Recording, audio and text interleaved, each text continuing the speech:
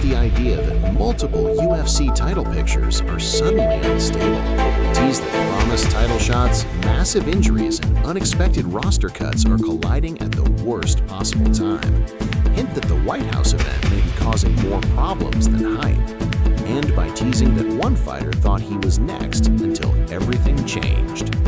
And it all started with a title fight that was supposed to be locked in. At first glance, everything looked perfectly aligned for the UFC.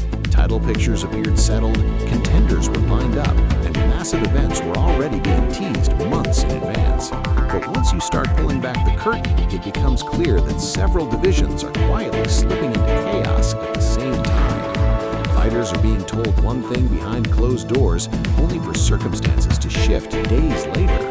Promised opportunities suddenly feel less certain, and long-term planning starts looking more like damage control. The White House event, which was supposed to represent a historic moment for the sport, is now acting like a pressure cooker. Every division it touches seems to become more unstable. Fighters are speaking more openly, managers are pushing narratives publicly, and fans are starting to notice that not everything is adding up. What was once framed as a smooth roadmap to future title fights is now riddled with question marks. And the most unsettling part is that this unraveling isn't happening in one division, it's happening everywhere at once. That's when it becomes clear this isn't coincidence, something deeper is going on. Merab's situation perfectly captures how uncertain things really are right now. On the surface, his words sound confident. He claims the UFC directly told him he is next in line for the title, recognizing his years of grinding and the work he's put in against elite competition. Those kinds of guarantees are rare, especially in a sport where timing, injuries, and politics constantly change the landscape. But almost immediately, there's a catch. The fight won't be happening at the White House event. And while Merab downplays that detail publicly, it raises more questions than answers. If the UFC is truly committed to giving him the next shot, why separate him from one of the biggest stages they're building? His casual dismissal of the location feels genuine, but it also subtly exposes the imbalance of power. Fighters can be promised things, but they don't always control when or where those promises materialize. Merab's confidence masks a reality where even a guaranteed title shot feels fragile, dependent on forces outside his control. Just when the matchup seemed inevitable, everything changed overnight. Petr Yan revealed that he had undergone an intense surgical procedure on his lower back, spending 9 hours under anesthesia. In combat sports, lower back surgeries are no small setback. They're the kind of injuries that don't just delay fights, they reshape careers. Recovery timelines stretch from months into uncertainty, and even after returning, fighters often aren't the same. Suddenly, the rematch that anchored Merab's title path is no longer guaranteed. The UFC now faces a dilemma it didn't plan for. Do they wait, risking momentum and public interest, or do they move forward without Yan entirely? Either choice creates backlash. Waiting stalls the division. Moving on makes previous promises feel empty. This single injury doesn't just affect one fight, it destabilizes the entire division's future. And the silence that follows only makes the situation more uncomfortable, as fans and fighters are left guessing what the UFC will do next. While one division struggles to stay intact, another is heating up with tension and unspoken warnings. Charles Oliveira, a former champion who knows the cost of mistakes better than most, weighs in on a potential clash between Ilia and Arman. His assessment is sharp and honest. He believes Arman can win, but only if he avoids the temptation to trade strikes. That detail matters because Charles is speaking from experience. He openly admits that abandoning his own game plan against Ilia was the mistake that ended his night early. This isn't trash talk or analysis for headlines, it's a cautionary tale. Ilia's power changes fights instantly. Anyone who chooses pride over strategy pays for it. Charles's words reframe Ilia not just as a dangerous champion, but as a psychological trap, someone who baits opponents into fighting the wrong fight. And that realization adds a new layer of fear to anyone thinking about standing across from him. As Charles prepares for his upcoming fight with Max Holloway, his mindset becomes a topic of quiet concern.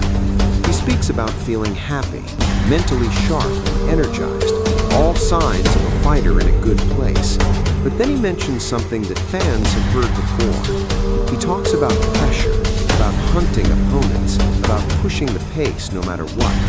That mentality is what made him a fan favorite, but it's also what has gotten him caught in the past. Against someone as durable and calculated as Holloway, that approach can quickly turn dangerous. The stakes are higher now, with legacy and titles on the line. The question isn't whether Charles is capable, it's whether he can resist his own instincts when things get tense. History suggests that discipline, not aggression, will decide his future, and that internal battle may be harder than anything Holloway brings to the cage. The White House event looms over every conversation like a shadow. Fighters see it as a once-in-a-lifetime opportunity, a chance to cement their legacy in a moment that transcends the sport. Charles openly admits he wants to be part of it, but as soon as names are attached to the idea, the dominoes start falling. If Ilia moves up, a title becomes vacant. If a belt opens up, interim champions suddenly gain leverage. One decision triggers 5 others, and suddenly the UFC isn't booking fights, it's playing crisis chess. The event that was supposed to celebrate the sport is now forcing rushed decisions and reshuffled priorities. Instead of clarity, it's creating confusion. And the closer it gets, the more obvious it becomes that not every division can survive the ripple effects without sacrifice. Away from the spotlight, another trend begins to emerge. Fighters are being released quietly, without ceremony or build-up. Some names make sense, struggling to find footing inside the Octagon, but others hit harder. Patchy Mix's release stands out, not because of hype alone, but because of expectations. A dominant run elsewhere didn't translate under the UFC banner, and outside issues only complicated matters further. His exit feels less like a failure and more like a missed alignment between fighter and system. The UFC's willingness to move on quickly sends a clear message. Patience is thinning, the roster is tightening, and reputations no longer guarantee security. Fighters who once seemed untouchable now realize that momentum matters more than history. As if the chaos needed one final spark, the conversation shifts to Islam's future.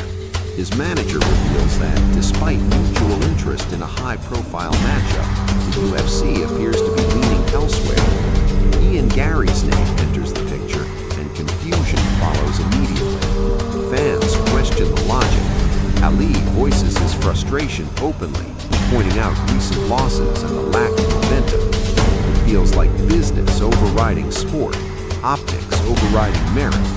Gary, meanwhile, embraces the moment, praising Islam while boldly claiming he can dethrone him. The contrast couldn't be sharper. Confidence meets skepticism. Promotion meets resistance. And once again, the UFC's direction becomes the story rather than the fight itself.